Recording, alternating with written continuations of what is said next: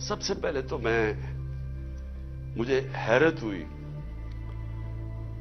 کہ اس نے کہا جی عمران خان ملک کو تباہی کی طرف لے کے جا رہا تھا. میں نے عمران خان سے ملک کو بچانا تھا تو تسلیم کر لیا کہ اس نے فیصلہ کیا تھا گورنمنٹ گرانے کا، جو میں اور ساری قوم کو ویسے ہی پتا ہے.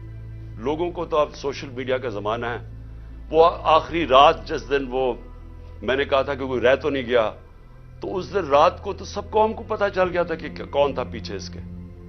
وہ ارشد شریف شہید نے بڑی زبردست بات کی، وہ کون تھا تو سب کو پتا تھا وہ کون تھا. لیکن یہ نہیں میں سوچ رہا تھا کہ وہ تسلیم ہی کر جائے گا کہ وہ میں تھا. اور اس نے کہا کہ بڑے برے حالات تھے پاکستان کے اور تباہی کی طرف جا رہا تھا. تو پہلے تو اس نے اکانومی کی طرف کہا، پھر اس نے فورن پالیسی کی طرف کہا کہ امریکہ بڑا ناراض تھا، امریکہ خوش نہیں تھا عمران خان سے، اور فورن پالیسی کا بھی وہ ایکسپرٹ تھا. پھر اس نے سیاست کی بھی کوئی باتیں کی، بڑا لمبی بات چیت کی. پھر وہ شوکت ترین کے اوپر کہہ دیا کہ اس نے اکانومی تباہ کر دی. تو اکانومی کا بھی ایکسپرٹ، پالیٹکس کا بھی ایکسپرٹ، فورن پالیسی کا بھی ایکسپرٹ. وہ پہلی سٹیٹمنٹ سب کی مشن سٹیٹمنٹ تھی، میں انصاف کروں گا. تو میرے پاکستانیوں، آج ہم ادھر کھڑے ہوئے ہیں کہ ایک طرف ایک طاقتور ٹولہ مافیاز جن کو عادت پڑی ہوئی ہے قانون کے اوپر رہنے کی، جب عدالتیں ان کی بات نہیں سنتی ڈنڈوں سے سپریم کورٹ کے چیف جسٹس کو اٹیک کر کے بھگایا انہوں نے. پھر پیسے چلائے باقی ججز کے اوپر، بریف کیس چلے، کوئٹہ بینچ کو خریدا گیا، ٹیلی فون کر کر کے فیصلے لیے کہ جج صاحب اس کو فلانے کو اتنی قید کرنا. عادت پڑی ہوئی ہے ان کو کہ اپنے ججز اپنی جوڈیشری کو کنٹرول کرے. کوئی انصاف اس ملک میں نہ آنے دیں، کیونکہ جو طاقتور مجرم ہوتا ہے وہ ہمیشہ اپنے آپ کو قانون سے اوپر رکھنا چاہتا ہے. مارشل لاء لگتا تھا، قانون ختم، انصاف ختم. تو آج ہم ادھر کھڑے ہیں کہ اس وقت آئین کی پروٹیکشن کے لیے، اس کی حفاظت کے لیے ساری قوم اب اپنی عدلیہ کی طرف دیکھ رہی ہے. اور جو دوسری طرف ہے، سارا جو ٹولہ جمع ہوا ہے سٹیٹس کو کا، مافیاز جنہوں نے اس ملک کو 30 سال سے چوری کر کے لوٹا، پیسہ باہر بھجوایا، اور ان کا ایک مقصد ہے کسی طرح وہ پیسہ بچ جائے، کوئی ایسی چیز نہ ہو جائے کہ ان کا پیسہ خطرے میں آ جائے جو اتنی محنت سے انہوں نے چوری کیا. پہلے جنرل مشرف نے NRO دیا ان کو، سارے جو 2 پاکستان کا پیسہ تھا سارے مال کا، یہاں سے چوری ہو کے پیسہ گیا تھا، سارے مال خریدا. سوئٹزرلینڈ میں $60 ملین پڑے ہوئے تھے، ایک NRO دے کے ان کو معاف کر دیا. ادھر سے ہدایبہ پیپر مل 90 کی دہائی میں 1 ارب روپے کی کرپشن منی لانڈرنگ کی ہوئی تھی شریف خاندان نے، اس کے اوپر اس کو روک دیا ڈیل کر کے. کوئی حکم، کوئی جنرل مشرف یا کسی جنرل کو اختیار ہی نہیں دیا ہوا، کوئی آئین اختیار نہیں دیتا کہ آپ قوم کا پیسہ، کرپشن قوم کا پیسہ ہوتا ہے. گھر میں چوری ہوتی ہے تو میرا پیسہ ہے، میں معاف کر دوں، لیکن قوم کی چوری کا پیسہ کوئی معاف نہیں کر سکتا. لیکن یہاں ہوا، وہی صاحب اقتدار، وہی مافیاز قانون کے اوپر آ گئے. اور میرے سارے 3 سال لگے رہے کہ جی ہمیں NRO دو، جب وہ بلیک میل کریں کہ جی NRO دو، اور بدقسمتی سے ان کو NRO ملا. جنرل باجوہ نے ان کو NRO دیا، اور اب ان کو مشکل پڑی ہوئی ہے کہ کسی نہ کسی طرح اس NRO کو اب بچایا جائے. اور ان کو خطرہ صرف ایک آدمی سے ہے اور اس کی پارٹی سے، عمران خان اور تحریک انصاف سے. ساری کوششیں ہو رہی ہیں کہ کسی طرح عمران خان اقتدار پہ نہ آ جائے، اور اگر وہ آ گیا تو ان کا NRO خطرے میں آ جائے گا. اپنی ذات کو بچانے کے لیے ملک کو تباہی کی طرف لے کے جا رہے ہیں، صرف اور صرف ذاتی مفادات کے لیے. یہ جو سارا ٹولہ کھڑا ہوا ہے اور ان کے پیچھے جو لوگ ہیں، وہ صرف ذات کے لیے اس ملک کو آج ادھر لا کے انہوں نے کھڑا کر دیا. اور وہ میں بتاؤں گا کہ ہم کھڑے کدھر ہیں آج. مجھے افسوس سے کہنا پڑتا ہے کہ ہمیں پتا تھا یہ ہونا ہے. یہ ساروں کو نظر آ رہا تھا کہ یہ آئیں گے, ان کا کوئی مقصد پاکستان کی بہتری نہیں ہے. نہیں تو 30 سال ان دونوں خاندانوں نے باریاں لی ہیں, پاکستان تو بنگلہ دیش کے بھی پیچھے چلا گیا. تو اب انہوں نے کیسے ٹھیک کرنا تھا؟ تو سب کو پتا تھا یہ کیوں آ رہے ہیں, اور ان کو اوپر جب مسلط کیا گیا, اور اس کے اوپر میں بعد میں آتا ہوں. تو میں آج پہلے تو اپنی عدلیہ کو اپنی قوم کی طرف سے خراج تحسین پیش کرتا ہوں کہ ہماری ساری امیدیں اب پاکستان کی عدلیہ سے. بدقسمتی سے ماضی میں ہماری جو عدلیہ کا رول رہا ہے, مجھے افسوس سے کہنا پڑتا ہے کہ وہ طاقتور کے ساتھ کھڑی ہو جاتی تھی. انہوں نے کمزور کا ساتھ نہیں دیا. انہوں نے ہمیشہ وہ جو نظریہ ضرورت, ڈاکٹرن آف نیسیسٹی, اس کے تحت انہوں نے بدقسمتی سے ہماری جمہوریت کو بھی نقصان پہنچایا. کہ جدھر رول آف لا نہیں ہے, جدھر قانون کی حکمرانی نہیں ہے, وہاں جمہوریت نہیں ہے. کوئی یہ نہ سمجھے کہ جدھر جنگل کا قانون ہے وہاں جمہوریت آئے گی. ہو ہی نہیں سکتا. الیکشن تو ساری دنیا میں ہوتے ہیں. کون سے ڈکٹیٹر نے الیکشن کروائے؟ کون سی ڈیولپنگ دنیا میں الیکشنز نہیں ہوئے؟ لیکن جمہوریت نہیں ہے وہاں. کیونکہ جمہوریت تو آتی تب ہے جب رول آف لا ہو, اور رول آف لا آنے ہی نہیں دیا یہاں. مارشل لا لگتا تھا, ویسے ہی ڈاکٹرن آف نیسیسٹی, نظریہ ضرورت آ جاتی تھی. اور نہیں تو جب یہ دو جماعتیں آئی ہیں, انہوں نے اپنے آپ کو قانون کے اوپر رکھنا تھا, تو انہوں نے بھی عدلیہ کے نظام کو چینج کیا. جو ڈنڈے مار کے چیف جسٹس سجاد علی شاہ کو اس کے اٹیک کیا سپریم کورٹ کو, وہ ایک جمہوری حکومت نے کیا تھا, مارشل لا نے نہیں کیا. ان کو اتنا خوف تھا آزاد عدلیہ سے, کیونکہ یہ جب چوری کرتے ہیں تو یہ دیکھ ہی نہیں سکتے کہ اس ملک کی عدلیہ آزاد ہو جائے, کیونکہ چوری پکڑی جائے گی. اور وہی سجاد علی شاہ کر رہے تھے, جسٹس سجاد علی شاہ. اور انہوں نے اس کو اٹیک کر کے ہٹایا گیا. ججز خریدے, بغاوت کروائی سپریم کورٹ میں, صرف اپنی چوری بچانے کے لیے. اور آج بھی ہم وہاں کھڑے ہیں کہ یہ پورا ہماری عدلیہ کے اوپر زور لگا رہے ہیں. ہر قسم کا اب یہ بلیک میل کریں گے.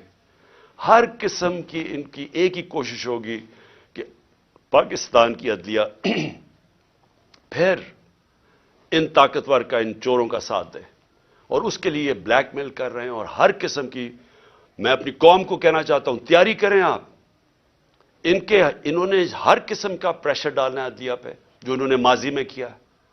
اور انہوں نے ہر قسم کی کوشش کرنی ہے کہ پاکستان کا آئین جو واضح طریقے سے کہتا ہے کہ 90 دن کے آگے الیکشن نہیں جا سکتی. 90 دن کے بعد یہ دو کیئر ٹیکر گورنمنٹس, ان کے اوپر وائلیشن ہوگی آئین کی. ان کے اوپر یہ بالکل ان کا جو 900 کے ایک دن کے بعد, 90 کے ایک دن کے بعد, 90 دنوں کے بعد, ایک دن کے بعد یہ حکومتیں غیر آئینی ہو جائیں گی. ان کے کوئی آرڈرز نہیں سننے چاہیے کسی بھی بیوروکریٹس کو, کسی پولیس والے کو, کیونکہ قانون ان کو, آئین ان کو اجازت نہیں دیتا. تو جو اس ملک کی, میں قوم کو صرف آج سب سے پہلے تو یہ بتانا چاہتا ہوں کہ اپنی عدلیہ کے ساتھ ہم نے کھڑے ہونا ہے. ان کو ہماری ضرورت پڑے گی, کیونکہ ابھی سے ہی ان کے خلاف سٹیٹمنٹس آنی شروع ہو گئی ہیں. ان کو پریشر ڈالنے کی کوشش کی گئی ہے. جبکہ آئین واضح ہے, اس کے باوجود یہ کہنا یہ کوشش کر رہے ہیں. اور یہ جو دو مافیا فیملیز اس ملک پر مسلط ہوئی ہیں, یہ سارا وقت ان کا یہ نہیں کہتی, ان کو شرم بھی نہیں آتی یہ کہتے ہوئے. یہ اصل میں یہ کہتے ہیں کہ ہم قانون سے اوپر ہیں. نواز شریف کہتے ہیں میرے سے بڑا ظلم ہوا ہے, مجھے نکالا گیا. 1.5 سال اس کے اوپر تفتیش کی گئی سپریم کورٹ, اس کے بعد جے آئی ٹی, اس کے بعد ثابت ہوا اس کی کرپشن کا کہ 4 لندن میں بڑے بڑے فلیٹ جو پینما کے انکشاف میں سامنے آئے تھے, جو کسی ہم نے نہیں نکالے. انٹرنیشنلی ان کو اللہ کی پکڑ تھی, ان کے فلیٹ سامنے آ گئے جو ہمیشہ کہتے تھے ہمارے نہیں, ماننے پڑے ہمارے ہیں. اور عدالت میں بتا ہی نہیں سکے کہ پیسہ کدھر سے آیا. تو اس کے بعد جب عدالت نے ان کے خلاف فیصلہ کیا تو یہ نہیں کہ ابھی تک ثابت نہیں کر سکے کہ کدھر سے منی ٹریل گئی اس ملک سے پیسہ یہ فلیٹ خریدنے کو. ایک ڈاکیومنٹ نہیں دے سکے ثابت کرنے کے لیے. لیکن وہ کہہ یہ رہے ہیں کہ جرت کیسے پڑ گئی کسی کے ہمارے اوپر کیس کرنے کی, عدالتوں کو کیسے جرت پڑ گئی ہمارے خلاف فیصلہ کرنے کی. یہ اصل میں یہ کہہ رہے ہیں, اور ابھی بھی یہ کوششیں کریں گے, کیونکہ الیکشن سے یہ ڈرے ہوئے ہیں, عوام سے ڈرتے ہیں. پہلے کہتے جی ووٹ کو عزت دو, بڑی کیمپین کی ووٹ کو عزت کو. ہم جب پاور میں تھے الیکشنز کرواؤ, 3.5 سال میں سنتا رہا جی الیکشنز کرواؤ, اور اب الیکشن سے بھاگ رہے ہیں. کیونکہ یہ تب الیکشنز کروائیں گے, سب سے پہلے عمران خان کو ڈسکوالیفائی کرو, عمران خان کو جیل میں ڈالو. یہ نواز شریف کی شرائط ہیں. اس کو وہ لیول پلینگ فیلڈ کہتا ہے. خود پکڑا گیا ہے اربوں روپے کے وہاں پراپرٹیز میں بیٹھا ہوا ہے, ثابت نہیں کر سکتا, عدالتوں سے جیل سے باہر بھاگا ہوا ہے جھوٹ کے اوپر. یہ شہباز شریف نے جعلی ایفیڈیوٹ دیا ہوا ہے لاہور ہائی کورٹ کو, کوئی شرم نہیں ہے اس کی. لیکن عمران خان کو جیل میں ڈالو, ڈسکوالیفائی کرو, تحریک انصاف کے لوگوں کو پکڑ دھکڑ کرو. شرمناک رول ہے اس ملک کی الیکشن کمیشن کا. میں نے کبھی اس طرح کی بے شرم الیکشن کمیشن نہیں دیکھی. ہر فیصلہ کرتی ہے یہ نواز شریف سے حکم لے کے, ہر فیصلہ کرتی ہے ہینڈلر جو پیچھے کہتے ہیں. 2 جو کیئر ٹیکر گورنمنٹس بنائی ہیں انہوں نے, ہم نے اتنے نام بھی ویسے دیے جو کہ غیر جانبدار تھے. انہوں نے جان کے ان لوگوں کو اوپر بٹھایا ہے جو یہ لاہور کا چیف منسٹر بنایا ہے. اس کو بالکل جو سب سے بڑا دشمن تھا تحریک انصاف کا, اس کو اوپر بٹھا دیا. جیسے آفیسرز پوائنٹ کر رہے ہیں, جو یہ جو پولیس والوں کو رکھا گیا جنہوں نے ہمارے پہ تشدد کیا, ان سب کو اوپر بٹھا دیا. تو ہمارے اوپر کیسز کرو, پارٹی کو توڑو. جب یہ سمجھیں گے کہ یہ بالکل گراؤنڈ تیار ہو گئی ہے ان کے لیے, تب یہ چاہتے ہیں الیکشن کرواؤ. اس لیے بھاگ رہے ہیں الیکشن سے. اور میں ویسے ان کو کہتا ہوں کہ جتنی بھی دیر آپ کر لیں رزلٹ وہی نکلنا ہے, جتنی دھاندلی کر لیں رزلٹ وہی نکلنا ہے. لیکن ملک تباہ ہو رہا ہے. ہماری ساری کوشش یہ تھی کہ الیکشنز ابھی اس لیے ہم کروانا چاہتے تھے کہ الیکشن ایک ہی طریقہ ہے اس دلدل میں جو ملک پھنسا دیا اس سے نکلنے کا, اور تو دوسرا راستہ ہی کوئی نہیں ہے. تو ہم اپنے ملک کے لیے اپنی 2 گورنمنٹس ڈیزالو کرتے ہیں اپنے ملک کی خاطر, کہ کسی طرح ہم جو یہ ادھر پہنچا دیا انہوں نے پاکستان کو, کہ اس ملک کی 75 سالہ تاریخ کے اندر کبھی ملک کے یہ حالات نہیں تھے جو آج ہیں. کسی سے پوچھے یا چھوڑیں کہ میں عمران خان کیا کہہ رہا ہے, میں چاہتا ہوں کہ کسی اکانومسٹ سے پوچھ لیں, کوئی غیر جانبدار لوگ ایکسپرٹس ہوں پالیٹکس کے, اکنامکس کے, ان سے تو پوچھے کہ کبھی پاکستان کے یہ حالات تھے. اور کوئی آگے روشنی بھی نہیں نظر آ رہی. جتنی دیر یہ بیٹھے رہیں گے یہ اور ہم ڈوبتے جا رہے ہیں. میرے پاس اعداد و شمار ہیں, میں یہ پھر سے اپنی قوم کو بتانا چاہتا ہوں کہ یہ جو حالات آج ہیں, کیسے اس ملک کا تنخواہ دار طبقہ اب گزارا کرے گا. اور ابھی شروعات ہیں, ابھی جو IMF کے ساتھ انہوں نے طے کیے کنڈیشنز, اس کے بعد جو اب لہر آنے لگی ہے مہنگائی کی, کیسے, میں تو ابھی بتاؤں گا جو آج حالات ہیں, ابھی مزید جو آگے ہوں گے وہ کیسے وہ برداشت کریں گے وہ لوگ. تو میں سب سے پہلے دوسری بات جو آج میں کرنا چاہتا تھا, ہمارے پرانے آرمی چیف, انہوں نے ایک صحافی کو ایک انٹرویو دیا اور اس نے پھر کالم بھی لکھی. اس میں اس نے 2-3 چیزیں ایسے کہیں, تو میں صرف ان کے اوپر بات کرنا چاہتا ہوں کہ اگر ہمارے ملک نے اب اس دلدل سے نکلنا ہے تو پاکستان کو ایسے ہمیں چلانا پڑے گا جو اب تک ہم نہیں چلا پا رہے. اور اس کے لیے سب سے پہلی چیز ہوگی رول آف لا. جب تک ہم سب کو قانون کے نیچے نہیں رکھتے, جب تک آئین کے دائرے میں رہ کے ادارے اور لوگ کام نہیں کرتے, اس سے اب ہم نہیں نکل سکتے. میں پھر سے کہہ رہا ہوں, ایک ہے نعمتوں کا راستہ, وہ بالکل مختلف ہے, ایک ہے تباہی کا راستہ, اس طرف ہم نکلے ہوئے ہیں. تو یہ جو آرمی چیف نے, ایکس آرمی چیف نے باتیں کی, سب سے پہلے تو مجھے حیرت ہوئی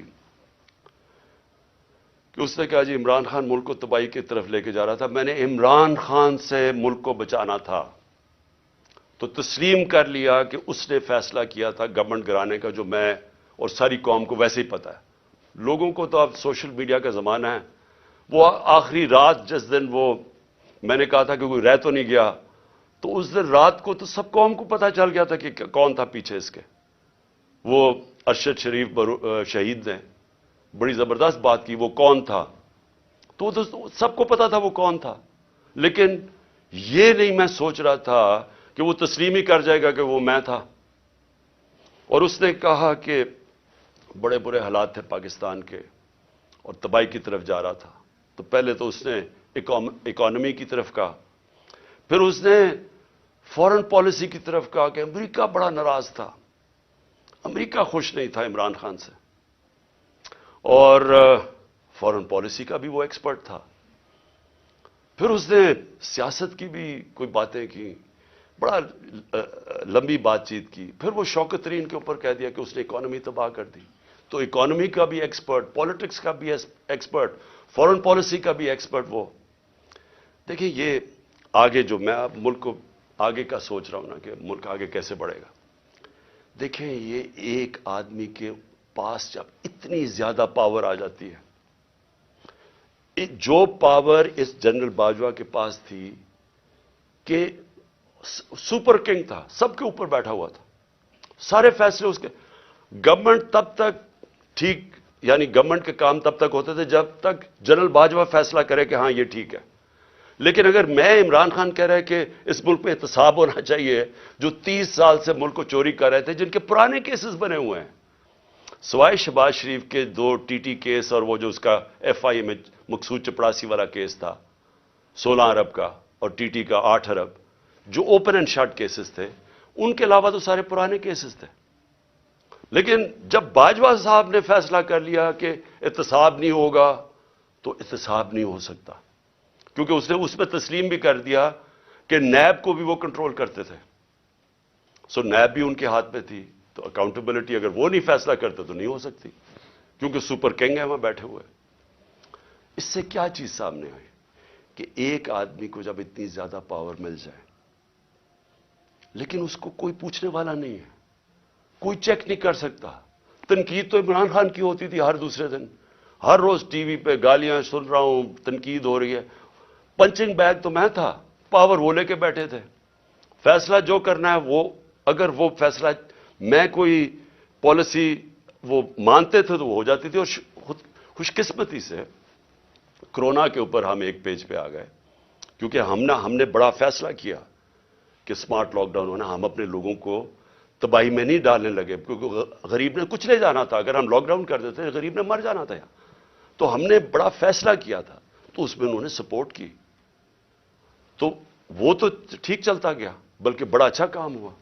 اور بھی کام تھے، میں بار بار کہتا ہوں کہ بڑا ایشو بن سکتا ہے پولیو کا پاکستان میں، اس کے اندر بارڈر ایریاز میں بہت مدد کی انہوں نے، پھر ٹڈی کا آ گیا تھا، وہ جو لوکسٹ کا تھا، مدد کی اس میں، لیکن جدھر فیصلہ کیا کہ احتساب نہیں ہونا، اور ان کے فیورٹ شہباز شریف تھا، آپ شہباز شریف کو کچھ نہیں کر سکتے تھے، اس کا جج کبھی آ جاتا تھا، ہم بھی حیران کہ کبھی آج جج بینچ ٹوٹ گیا تو پتہ ہی کچھ ہو گیا ہے، پھر شہباز کی کمر ٹھیک نہیں ہے، اوپن اینڈ شٹ کیس ہم نہیں پکڑ سکے، اور اس کو فیصلہ کیا ہوا تھا کہ پرائم منسٹر بنانا ہے، اور فیصلہ کافی پہلے کا ہو گیا تھا۔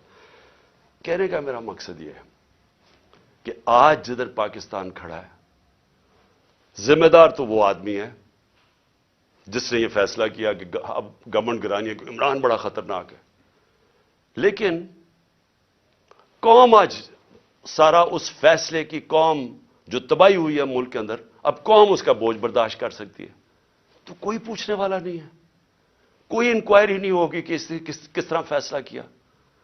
ہر دنیا کے اندر جب بھی کوئی ذمہ داری لیتا ہے، اسی کے پاس اتھارٹی ہوتی ہے، اور اسی سے پوچھا جاتا ہے، وہ آنسربل ہوتا ہے، لیکن یہ آدمی آنسربل ہی نہیں کسی کا، جو مرضی فیصلہ ٹھیک ہو گیا تو کریڈٹ لے لیا، میں نے یہ کر دیا، جب غلط ہوا تو ذمہ دار عمران خان تھا، اور آج کون ذمہ دار ہے؟ میرا سوال یہ ہے کہ چلتی ہوئی اکانومی کو جو آج اس نے یہاں پہنچایا ہے اس کا کون ذمہ دار ہے؟ یہ کہتے ہیں نا جی کہ بڑے برے حالات تھے. میں آپ کو آئی ایم ایف فروری 2022 میں آج سے 1 سال پہلے پاکستان کی اکانومی کے اوپر وہ کامنٹ کرتے ہیں, سمری بناتے ہیں, ایگزیکٹو سمری. وہ کیا کہتا ہے؟ 4 چیزیں کہتا ہے پاکستان کی. 1 سال پہلے ہماری حکومت گرانے سے 1.5 مہینہ پہلے وہ کہتا ہے کہ پاکستان کی اکانومی واز گروئنگ فاسٹ, تیزی سے ہماری دولت میں اضافہ ہو رہا تھا. سسٹینیبل, کہ یہ سسٹین کر سکتی تھی, یعنی یہ ایک ون آف نہیں ہے, یہ کوئی تکا نہیں لگا, یہ سسٹین کرنی تھی, یعنی اسی طرح چلتے رہنا تھا.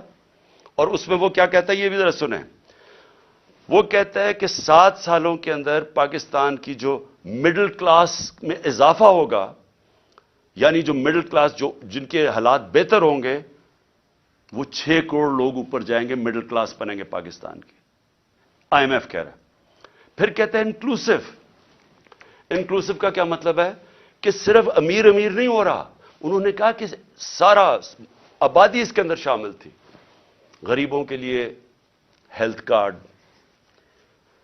لانسٹ جو کہ دنیا کی لیڈنگ میڈیکل جرنل ہے, جو کہ ساری دنیا کے ٹاپ ڈاکٹرز وہ جرنل پڑھتے ہیں, جس کو لانسٹ کہتے ہیں. لانسٹ پاکستان کے ہیلتھ کارڈ کی تعریف کر رہا تھا, اور وہ تعریف اس لیے کر رہا تھا کہ پہلے تو یہ نچلے طبقے کو پہلی دفعہ ایک انشورنس ملی کہ غریب گھرانہ کسی بھی ہسپتال میں جا کے اپنا 10 لاکھ تک علاج کروا سکتا تھا. یہ انہوں نے لانسٹ لکھتا ہے کہ ہمارے سے بہت امیر ترین ملکوں کے پاس بھی یونیورسل ہیلتھ کوریج نہیں تھی جو پاکستان میں تھی. اور اس کا جو دوسرا کیا پہلو تھا کہ ہمارے جو پرائیویٹ سیکٹر ہے جو دیہاتوں میں نہیں جاتا, جو ہمارے گورنمنٹ ہاسپٹلز ہیں وہاں دیہاتوں میں ڈسٹرکٹ ہاسپٹلز خالی پڑے ہوتے ہیں, ڈاکٹرز نہیں جاتے, نرسز نہیں جاتے, وہاں سارے بیچارے ادھر سے اٹھ کے لوگ آ جاتے ہیں ڈویژنل ہیڈ کوارٹرز یا بڑے شہروں میں. تو پہلی دفعہ پرائیویٹ سیکٹر دیہاتوں میں جا رہا تھا. انہوں نے چھوٹے چھوٹے ہاسپٹلز بنانے شروع کر دیے ہیلتھ کارڈ کی وجہ سے. تو ایک ہیلتھ کوریج کا نیٹ ورک بن رہا تھا پاکستان میں, جو کہ انہوں نے آ کے ختم کیا. اور کیوں کیا؟ کیونکہ وہ مریم کی وہ آڈیو لیکس, اس میں وہ کہتی ہے کہ عمران خان کو فائدہ نہ ہو جائے. اپنے تو کھانسی بھی ہو اور وہ زکام بھی ہو تو باہر چلے جاتے ہیں سارا ٹبر علاج کروانے کے لیے. تھوڑی سی چیز ہو پتہ چلتا ہے جی اب پھر لندن پہنچ گئے علاج کروانے کے لیے. اور کوئی ایسا دو دنیا میں صرف ملک ہیں جو کہ مریم بی بی کا صرف علاج ہو سکتا تھا, وہاں اور کوئی دنیا میں ہو ہی نہیں سکتا تھا. لیکن عام آدمی کا کبھی سوچا کہ غریب گھرانے کے اندر جب ایک بیماری آ جاتی ہے تو پتہ ہے کہ ان کے اوپر کیا گزرتی ہے؟ سارا خاندان غربت کی لکیر کے نیچے چلا جاتا ہے. یہ ساری ریسرچ شو کرتی ہے کہ ایک بڑی بیماری وہ لوگ جو غربت کی لکیر سے اوپر ہوتے ہیں, ایک بیماری ان کو نیچے لے جاتی ہے غربت کی لکیر سے. تو انہوں نے آ کے وہ ہیلتھ کارڈ ختم کیا جو کہ ہمارا, جب وہ کہتے ہیں نا سسٹین, جب انکلوسو کا مطلب ہوتا ہے کہ وہ ساری قوم کو لے کے, جب ملک میں دولت میں اضافہ ہو رہا ہے تو لوگوں کو بھی ساتھ ہم لے کے چل رہے تھے. پھر احساس پروگرام, دنیا نے ایکنالج کیا پاکستان کا احساس پروگرام جو نچلے طبقے کے لیے تھا. اور یہ سٹینفورڈ یونیورسٹی, امریکن یونیورسٹی کی ریسرچ ہے کہ پاکستان ایک فلاحی ریاست کی طرف جا رہا تھا احساس پروگرام کی وجہ سے. ورلڈ بینک سب نے تعریفیں کی پاکستان کے احساس پروگرام جو کہ انکلوسو ریسورس تھی. تو یہ آئی ایم ایف کہہ رہا ہے کہ پہلے تیزی سے بڑھ رہی ہے, پھر سسٹینیبل ہے, یعنی یہ چلتی جائے گی. اور انہوں نے کہا کہ 6 کروڑ لوگ اس میں آ جائیں گے مڈل کلاس میں اوپر. پھر وہ کہتا ہے انکلوسو ہے کہ وہ صرف ہم نے امیروں کا نہیں سوچا, نیچے سے بھی اٹھا رہے ہیں, جس میں کامیاب پاکستان بھی تھا, کامیاب جوان تھا نوکریاں دینے کے لیے. اور جاب ریچ کہ ہم روزگار پیدا کر رہے ہیں, یعنی ہم نوکریاں دے رہے تھے, امپلائمنٹ بڑھ رہی تھی پاکستان میں. فیصل آباد جیسی جگہ میں جدھر ہم جب 2018 میں آئے تھے تو لوگ اپنی فیکٹریاں بیچ کے ان کو ہاؤسنگ اسٹیٹ بنا رہے تھے, وہاں فیکٹریاں بند ہو رہی تھی. ہمارے دور میں 2022 کے اندر ٹیکسٹائل سیکٹر کہہ رہا تھا کہ ہمارے پاس مزدور کم پڑ گئے, ہمیں باہر سے مزدور لانے پڑتے ہیں. اور آج جا کے ذرا فیصل آباد میں پوچھیں کہ حالات کیا بے روزگاری کے. تو میں اب اس کے بعد صرف 2-3 اور چیزیں کہنا چاہتا ہوں. اور میں یہ اس لیے کہنا چاہتا ہوں کہ یہ ملک کو بچا رہے تھے. جنرل باجوہ عمران خان کو ملک سے بچا رہے تھے, تباہی سے بچا رہے تھے. تو یہ ذرا تباہی کا ذرا میں صرف قوم کے سامنے رکھنا چاہتا ہوں کہ 10 مہینے کے اندر کیا ہوا ہے پاکستان میں. جو اس ملک کے اندر مہنگائی ہوئی ہے, انفلیشن ہوئی ہے. اگر آپ کے ایک نچلے طبقے کے خاندان کے پاس اگر 30,000 روپے ان کی آمدنی تھی, اگر 30,000 آمدنی تھی پچھلے سال کی اپریل میں, آج اس کی خریدنے کی کیپیسٹی کہ وہ کتنی چیزیں خرید سکتا ہے, وہ رہ گئی ہے 20,000. اور لوگوں کی آمدنی سے 10,000 30,000 میں 10,000 روپیہ غائب ہو گیا مہنگائی کی وجہ سے. اور وہ کیوں ہے, میں ذرا پھر سے لوگوں کو بتانا چاہتا ہوں کہ وہ ملک کو جو بچایا جا رہا تھا عمران خان سے, وہ ذرا دیکھیں کہ بچا کے کیا ملک کے ساتھ. اور ابھی IMF کی جو اگریمنٹ ہوئی ہے, یہ مہنگائی ابھی آنی ہے مزید. جو روپیہ گرا ہے اس کی اور مہنگائی آنی ہے. لیکن ابھی تک جو مہنگائی ہے, میں صرف اپریل سے اب تک آپ کو بتا دوں. آٹا, بنیادی چیز جو ایک انسان استعمال کرتا ہے, عام آدمی, 1170 روپیہ تھا 20 kg آٹا ہمارے دور پہ.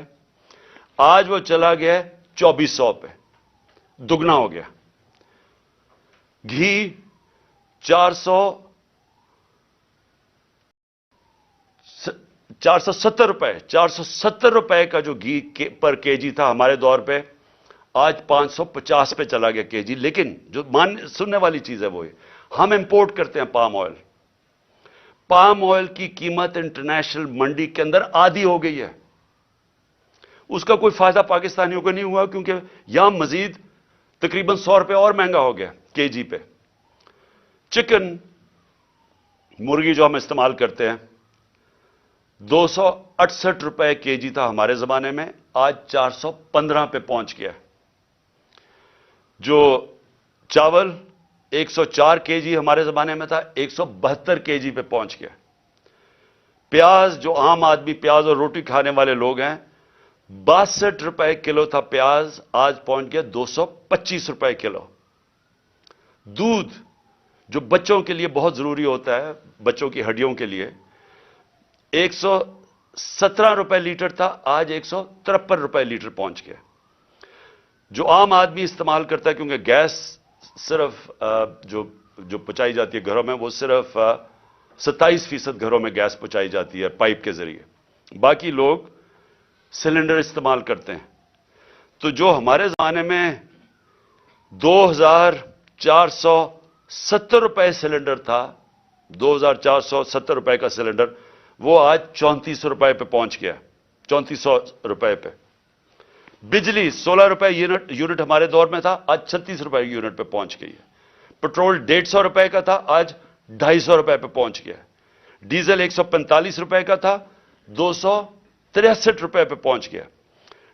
ڈالر, اور جس کی وجہ سے بہت جو مہنگائی آ رہی ہے, 178 روپے ڈالر تھا ہمارے دور میں, آج 270 پہ پہنچ گیا. اور اس کا بھی ایفیکٹ آنے والا ہے.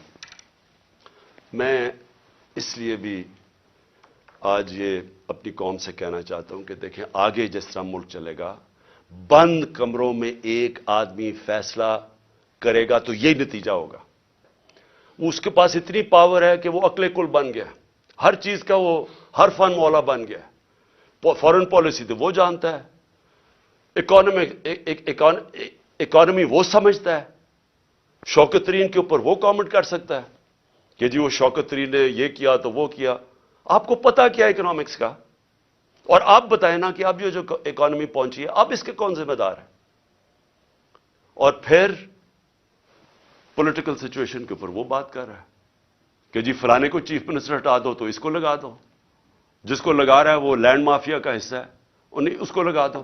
فیصلے سب کر رہا ہے, لیکن ذمہ داری کوئی نہیں ہے. ذمہ داری عمران خان کی ہے, جو کہ پنچنگ بیگ بنا ہوا تھا. تو پہلے تو پاکستان نے جو آگے بڑھنا ہے, یہ اس کے اوپر ہمیں سوچنا پڑے گا کہ ایسے ملک پاکستان یا کوئی اور ملک ایسے آگے نہیں چل سکتا، اور ساروں کو آئین کے بیچ میں رہ کے چلنا پڑے گا اگر ہم نے اس ملک کو بچانا ہے ان حالات سے۔ تو یہ صرف کوئی اکانومی کا ماہر نہیں بچا سکتا، اوور آل جو پولیٹیکل اکانومی کہتے ہیں، اس ملک کی گورننس سسٹم کیسے ٹھیک کرنی ہے۔ سب سے بڑے جو ہمارے پاکستان کو جو اس دلدل سے نکال سکتے ہیں وہ اوورسیز پاکستانی۔ ابھی ہمیں بڑا فخر تھا، ترکی میں ہم پڑھ رہے تھے کہ ایک پاکستانی نے $30 ملین دیے، جو بڑے مشکل امتحان سے ہمارے ترک بھائی گزر رہے ہیں جدھر سے زلزلے کی وجہ سے۔ ایک پاکستانی نے $30 ملین دیے۔ تو سوچ لیں کہ پاکستانی جو باہر بیٹھے ہوئے ہیں ان کے پاس کس طرح کے وسائل ہیں۔ میں کئی ایسے پاکستانی جانتا ہوں، اگر ہم ملک کا یہاں ماحول گورننس ٹھیک کر لیں یا رول آف لا لے آئیں، ان کو اعتماد ہو جائے ہمارے انصاف کے نظام پہ، کانٹریکٹ انفورسمنٹ، کہ اگر وہ سرمایہ کاری کرتے ہیں تو وہ ان کا کوئی قبضہ نہیں ہو جائے گا، ان کے گھروں پہ قبضہ، فلیٹوں پہ قبضہ، جس طرح کے پلاٹس پہ قبضہ ہوتا ہے۔ وہ اعتماد کی ضرورت ہے، اور جس وقت ہم نے اپنا نظام ٹھیک کر لیا وہ اپنی انویسٹمنٹ لے کے آئیں گے۔ اس وقت صرف ریمیٹنسز ہم لے کے آئے تھے، سرمایہ کاری وہ نہیں کرتے پاکستان میں، وہ دبئی چلے جاتے ہیں کیونکہ ان کو وہاں اعتماد ہے ان کے سسٹم پہ، لیکن پاکستان سے وہ وہاں نہیں کرتے کیونکہ اعتماد نہیں ہے۔ اور اعتماد اس لیے نہیں ہے کہ ایک آدمی فیصلہ کر کے گورنمنٹ گرا دیتا ہے، ایک دم پالیسیز چینج ہو جاتی ہیں۔ جس ملک میں سرٹنٹی نہیں ہے، پولیٹیکل سرٹنٹی نہیں ہے، وہ کبھی بھی اس ملک میں وہ اس طرح کی سرمایہ کاری اور خوشحالی نہیں آ سکتی۔ تو ہم نے پاکستان کو جو نکالنا ہے اس میں ہم نے اپنی اکانومی ٹھیک کرنے کے لیے سب سے پہلے اپنا گورننس سسٹم ٹھیک کرنا ہے، ایک سرٹنٹی لے کے آنی ہے، ایک پریڈکٹیبلٹی جو انگریزی میں کہتے ہیں، یعنی جو آج سرمایہ کاری کرے اسے پتا تو چلے کہ ملک آگے 5 سال کس طرح جائے گا۔ اس کے لیے سب سے پہلا قدم صاف اور شفاف الیکشن ہے۔ جب تک ہم صاف اور شفاف الیکشن نہیں کرواتے، ملک کے اندر استحکام نہیں آتا، جب تک پولیٹیکل سٹیبلٹی نہیں آتی، اکانومی سٹیبلائز نہیں کرتی۔ اور کوئی مجھے آج بتا دے کہ اس کے علاوہ کوئی حل ہے۔ ہمارا مسئلہ یہ ہے کہ ہمارا پالا پڑا ہوا ان لوگوں سے جو ملک کا نہیں سوچ رہے، ان کے پیسے باہر پڑے ہیں، ان کی اربوں ڈالر باہر پڑے ہیں، ان کو کوئی فکر نہیں ہے کہ اگر پاکستان نیچے جاتا ہے تو ان کو کوئی نقصان نہیں ہوتا کیونکہ ان کے ڈالر تو اوپر جا رہے ہیں روپے کے مقابلے میں، ان کو کوئی فرق نہیں پڑتا۔ لیکن جن پاکستانیوں کا جینا مرنا پاکستان میں ہے ان کو بڑا فکر کرنی چاہیے آج کہ اس وقت ہم جدھر کھڑے ہیں یہ ہمارے ان پالیسیز اور ان لوگوں نے مافیاز اپنی چوری بچاتے بچاتے ہمیں گھٹنوں پہ یہ لے آئے۔ ہمارے پاس اب بارگیننگ پاور ہی نہیں رہ گئی، ہمارے پاس وہ طاقت ہی نہیں رہ گئی کہ ہم کہیں کہ جی آئی ایم ایف کو کہیں یہ چیز ہم مانتے یہ نہیں مانتے، کیونکہ ہم تو بالکل ادھر پہنچ گئے ہیں کہ انہوں نے پہلے کہا جی ہم آئی ایم ایف کو یہ کر دیں گے، ہم ڈالر 200 سے نیچے لے آئیں گے روپیہ، اور آج کدھر پہنچ گئے ہیں؟ کیونکہ ان کے پاس کوئی روڈ میپ نہیں ہے۔ روڈ میپ ہے وہ شروع ہوگا صاف اور شفاف الیکشن سے، جس سے یہ لوگ بھاگ رہے ہیں، اور ان کے پیچھے جو لوگ بیٹھے ہیں وہ بھی اپنے مفادات کے لیے اس سے بچ رہے ہیں۔ قوم کو میں آج کہنا چاہتا ہوں کہ دیکھیں یہ اصل میں حقیقی آزادی کی ہماری جدوجہد ہے۔ ہم اپنے ملک کو قانون، انصاف دے کے، فنڈامنٹل لوگوں کو رائٹس دے کے، رول آف لا کر کے آزاد کرنا چاہتے ہیں۔ وہ آزادی تو آتی ہے انصاف سے، اور وہ تب ہوگی جب ہم سب جدوجہد کے لیے تیار ہوں۔ میں نے جو جیل بھرو تحریک ہے اس کی میں پوری تیاری کر رہا ہوں، اور مجھے خوشی ہے کہ بڑے لوگ رجسٹر کر رہے ہیں اس میں میری انتظار کریں، میں چند روزوں میں یہ اعلان کروں گا، کیونکہ ہم یہ سسٹم 2 طرح ہیں، توڑ پھوڑ کر دیں، سڑکوں پہ نکل جائیں، انتشار پھیلا دیں، ہم کر سکتے ہیں، سب سے زیادہ اسٹریٹ پاور ہمارے پاس ہے، لیکن ملک یہ برداشت نہیں کر سکتا۔ اس لیے یہ پرامن طریقے کا احتجاج ہے جیل بھرو تحریک۔ ہمیں جو سارا وقت ڈراتے رہتے ہیں جی آج اس کو پکڑ لیا، شوکت ترین کے وارنٹ نکل گئے، کبھی وہ عثمان ڈار کے پیچھے پڑ گئے، جو بولنے والا اس کے پیچھے پڑ گئے، صحافیوں کو ڈرا رہے ہیں، دھمکا رہے ہیں، لوگ یہاں سے باہر بھاگے ہوئے ہیں، معین پیرزادہ وہ باہر بھاگا ہوا ہے۔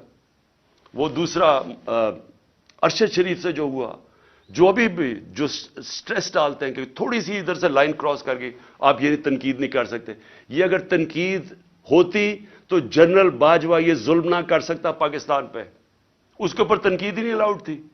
پنچنگ بیگ تو ہم بیٹھے ہوئے تھے، وہ جو مرضی کرتا، کوئی پوچھنے والا ہی نہیں تھا. اس لیے اس ملک کے لیے، حقیقی آزادی کے لیے ہم سب کو جدوجہد کے لیے اب تیار رہنا پڑے گا. میں آج سارے اپنے پاکستانیوں کو آخر میں کہہ رہا ہوں، جو نوجوان یہ سوچ رہے ہیں ملک چھوڑ کے جانے کا، آپ سب کو کہہ رہا ہوں، دیکھیں بھاگنے کی کوئی جگہ نہیں ہے. جو قومیں جب تک اپنی آزادی کے لیے نہیں لڑتی، جدوجہد نہیں کرتی، کوئی ان کو آزادی نہیں دیتا. زنجیریں گرتی نہیں ہیں، توڑنی پڑتی ہیں. ہم سب کو تیاری کرنی چاہیے. اور میں پھر سے اپنے ساری پارٹی کو، پاکستانیوں کو کہنا چاہتا ہوں، تیاری کریں جیل بھرو تحریک کی. انشاءاللہ میں چند دنوں میں اس کی اناؤنسمنٹ کروں گا. پاکستان زندہ باد.